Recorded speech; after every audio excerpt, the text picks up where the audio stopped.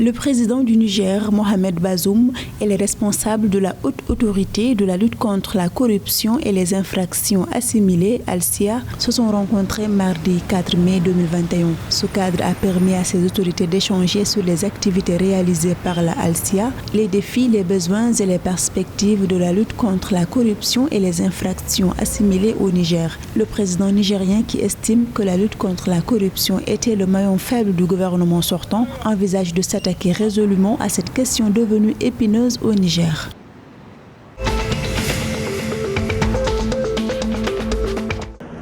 Le déficit électrique en Côte d'Ivoire est estimé à plus de 200 MW.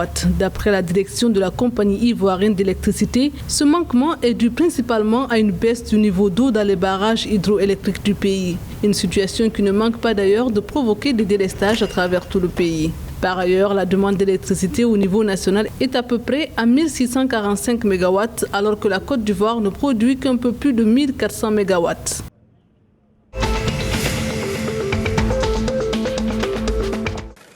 Un fonds estimé à 219 millions de dollars a été levé par les startups nigérianes sur les 3 premiers mois de l'année 2021, selon le récent rapport publié par la plateforme d'information TechPoint Africa. Ce montant est de loin supérieur aux 55,37 millions de dollars tenus sur la même période en 2020 par les startups nigérianes. Les 90% du total des fonds collectés ont été mobilisés par les fintechs qui sont spécialisés dans les services financiers.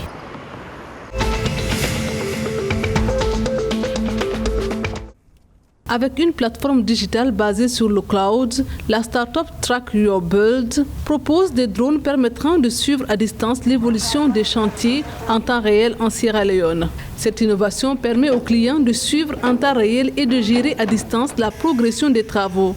À noter que les entreprises et les particuliers dans le pays éprouvent souvent beaucoup de difficultés pour surveiller les différents projets de construction à travers le pays depuis leur siège. Ainsi, la majorité des projets ne se terminent ni à temps ni dans les normes. Ces drones permettront aux propriétaires de savoir comment la construction progresse, dans quelle mesure la main-d'œuvre est utilisée et où va leur argent.